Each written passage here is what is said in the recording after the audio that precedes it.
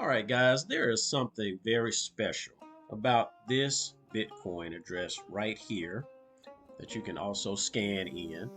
And that is anytime someone sends a payment to this Bitcoin address, it is going into the pockets of participants of our Bitcoin wallets. And I'm doing this video here for full transparency so that you participants of the wallets can see very clearly how to follow the blockchain and how this money is going into your pockets. And for those that want to venture to participate and give any donations, you know where this money will be going. So as you guys know, I always do things not just to generate Bitcoin for myself, but for everybody in the ecosystem. So I will be continuing in this realm and sharing this Bitcoin address here in the future in some of my future videos so that people that do want to donate, they can do so through here and know that that money is not coming straight to me, but to all of the participants of our wallets.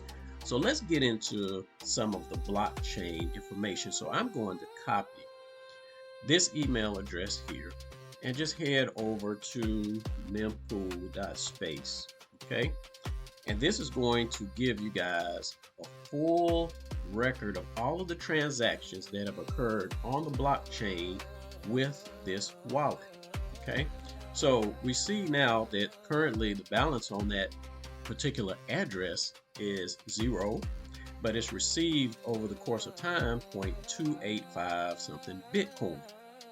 Now, if we look down through the transaction history of this, guys, is blacked out with a black background. So this side right here is where payments were received from. This side right here is where payments were received to. So on August the 1st, 2025, this address here received 0.021 Bitcoin. A few days later, it took that 0.0102 Bitcoin and transferred it in a typical transaction that is done throughout the wallets. And you may notice here, this is one of the wallet's consolidation addresses.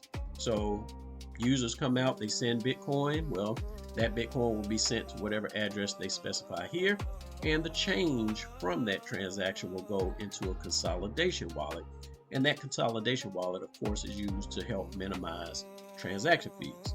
Well, another time in September, another payment came in, 0.153 Bitcoin. A few days later, it takes that, sends it out to someone's address, and consolidates that into another consolidation wallet.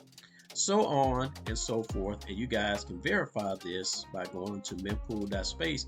And of course, you can verify any transaction or wallet address just by coming to mempool.space, putting it in here, and you'll be able to track any and everything you need to know about that particular wallet or transaction. Okay. Now, with that said, guys, this is only going to show you the transactions that occur on chain, meaning it's publicly on the blockchain. However, there's much more activity with this wallet than just on-chain transactions. So this wallet here is completely automated, and I'm able to access it through the wallet feature just like any other wallet. So with this, I'm going to show you behind the scenes on what's happening with this wallet. Like I say, I don't really touch this wallet because everything is completely automated, but this is the wallet for the delayed credits feature, which constantly pays out the delayed credits in Bitcoin that you guys are receiving on a daily basis. Okay, so we see now, even though this wallet address here is showing 0 balance, we see that this particular wallet has 0.164 something Bitcoin in it, which is about $11,000 today. And where did this extra come from? Well, we see for on-chain deposits, which we can verify here, the 0.2853778, that's the same amount that it shows on the public blockchain. But there have been about 2 Bitcoin worth of on-chain deposits. And where did this come from, guys? This comes from people buying into the delayed credits feature. So if I click here, you'll see wallets and delayed credit orders. Okay, and every time it creates a delayed credits, there's a new purchase ID for it, and it just logs that information here. Likewise, as it receives payments every day, there are payments to be paid out, and that's here in the withdrawal. So if I click on here, you guys will see exactly where these Bitcoin are going. One, it goes into the vault feeder, which I will show you guys that is going into your pockets in a little bit. A small portion goes to the dev wallet. A smaller portion goes to the owner of the website, whether you're on High Yield BTC, Drip to BTC, or Sovereign Bitforge. And that percentage is based on, of course, how much is being paid out to the end user. So all of these payments here where it says DC payment to user, that is the wallet of those of you guys that are getting paid out in Bitcoin each day.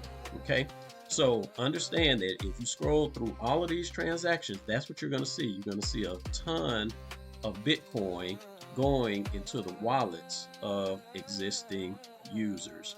And this is just on the 7th. Let's go down to the 6th here. Some from the 6th, is paying out each and every single day.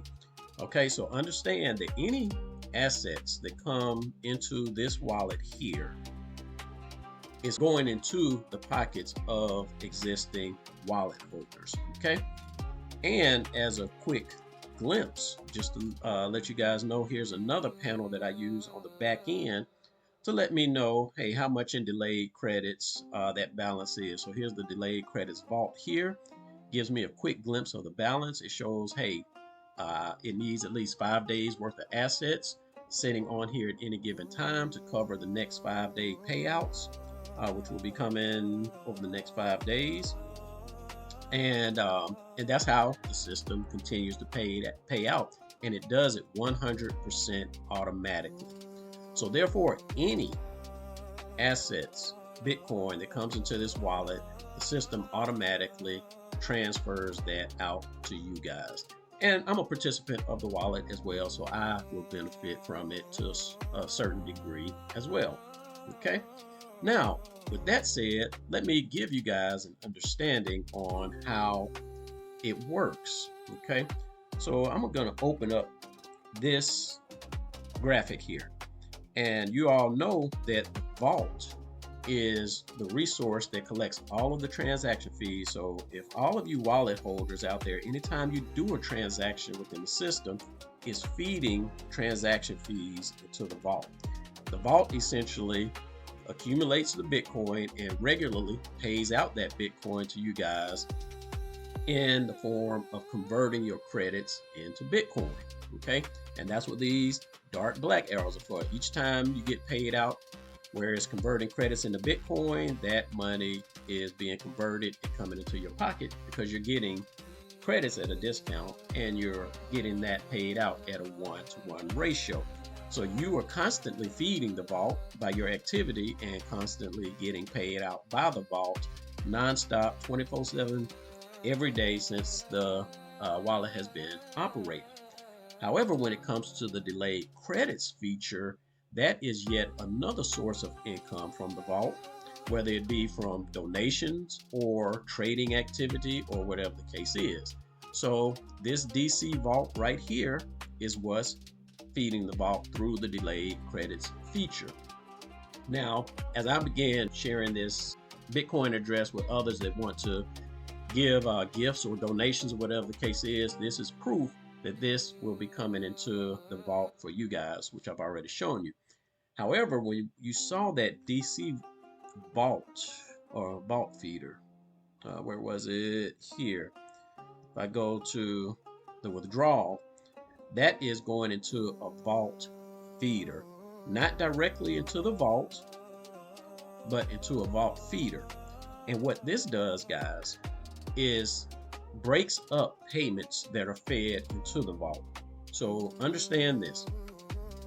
When payments are in the vault, the system is always adjusting to see how much Bitcoin assets does it hold, how many obligations does it have, and it creates a ratio of how quickly those credits are converting into Bitcoin. The lower that ratio, or the higher the ratio, the faster the conversions. The lower the ratio, the slower the conversions. Okay, so the system is always trying to identify that perfect point of sustainability. It's been like this from day one. Okay, so the issue with transferring Bitcoin assets directly from the vault into, or the delayed credits vault into the regular vault, is that we can have a huge sum of Bitcoin to come immediately from this vault into this vault. We don't want that, because what that will essentially do is cause a huge spike in the credit conversions, and that will essentially decrease over time if the activity in the wallet is not maintained. Okay, so everything, again guys, is adjusted based on activity and usage. So rather than having a spike, let's say $1,000 was in the vault that is paying out in Bitcoin, and the delayed credits vault sent $10,000, that would be a huge spike. But if activity remained the same, the conversions would go back down to the pay point where it was just $1,000, right? So the vault is paying out, is always balancing, and then once it gets back to that $1,000 range, it'd be like, okay, well, it's back getting slower transactions. So this vault feeder kind of stifles those payments. So essentially, rather than taking a huge lump and putting it straight into the vault, this vault feeder is being fed. And as this vault feeder gets to certain thresholds, it says, okay, I've gotten to a point where I need to release a portion of what I've acquired into the vault. So that way there's always a steady stream. So as the vault is essentially continuing to maintain a balance in the system, we won't see the huge spikes upward or the huge spikes down. What we'll see is a constant stream. Every now and then it'll get a little slower. Every now and then it'll get a little faster. But the end result is still continuous Bitcoin coming into the vault that is being fed into the pockets of our wallet holders.